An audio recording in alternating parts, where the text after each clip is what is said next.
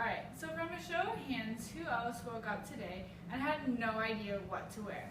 Don't you hate when that happens? Honestly, like you need one more thing to worry about after you already wake up from a nice cozy bed and automatically start thinking about all the things you need to do today. What's even worse is when you know you have to wear something nice because let's say you have an interview later for an internship that you really want. And trust me, as someone who has had an internship for a local Omaha CPA firm and now who works as an intern for the Department of Defense all before the age of 20, looking good on paper is only half the battle. As young adults venturing into the world of careers, it is imperative that you know how greatly your future depends all on a first impression. So what does it mean then to dress for success and how do we accomplish it? From my experience, there are a few tips and tricks that will get you looking good on more than just paper. While your resume may get you through the door, possessing a few stable pieces of clothing in your wardrobe and carrying yourself with confidence will keep you from being sent out the revolving door. Before I talk about the specifics of what women should wear to interviews, there is a few things that everyone must consider when dressing for success. I'd like to start with what I call the fit, flatter, and crinkle check. Firstly, do your clothes fit you properly? It's an excellent question to start with. Having clothes that are too big or too small does not send a message of seriousness or credibility. Rather, they send a message of being unorganized and non-professional. This applies also to how well or not your clothes flatter you. Clothing should be aesthetically pleasing, meaning in order for your clothes to be flattering, they should complement your body type, shape, and your skin tone. Lastly, to complete the fit, flatter, and crinkle check, your clothing must pass the crinkle test. That is, are they wrinkled and in need of being ironed? If so, then you need to take them to the dry cleaners to be properly pressed or iron them yourselves. On that note, let's talk about caring for your hair before an interview. Hopefully it goes without saying that you should shower and wash your hair and body before interacting with people who can possibly be crucial deciding factors in regards to your future. Make sure you brush or comb your hair, and if you are going to style it, make sure it is a style that you have practiced beforehand in order to avoid an unwanted mini crisis.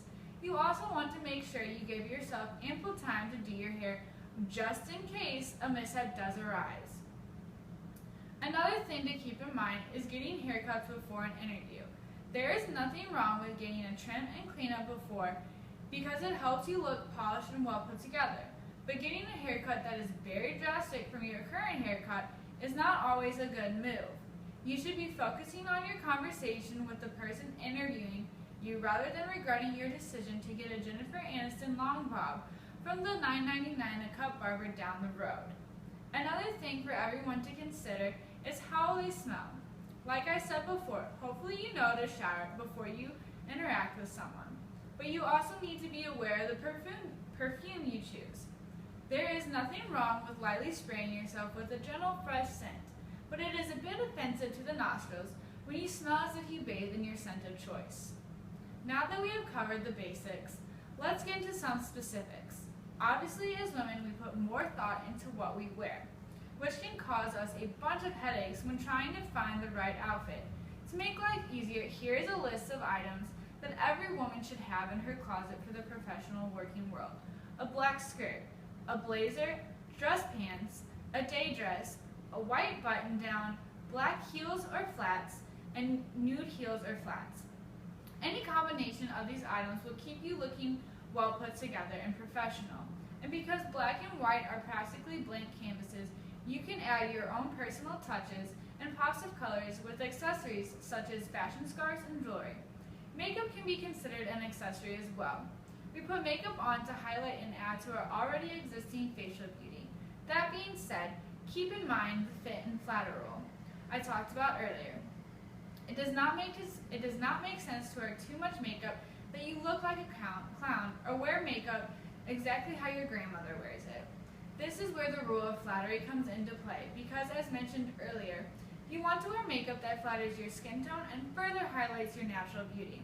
So, for example, if you have blue or brown eyes, try using a brown or navy blue eyeliner to make your eyes pop even more. For initial interviews, it is often better to stick with softer, more natural-looking shades of eyeshadows, blushes, and lipsticks or lip glosses.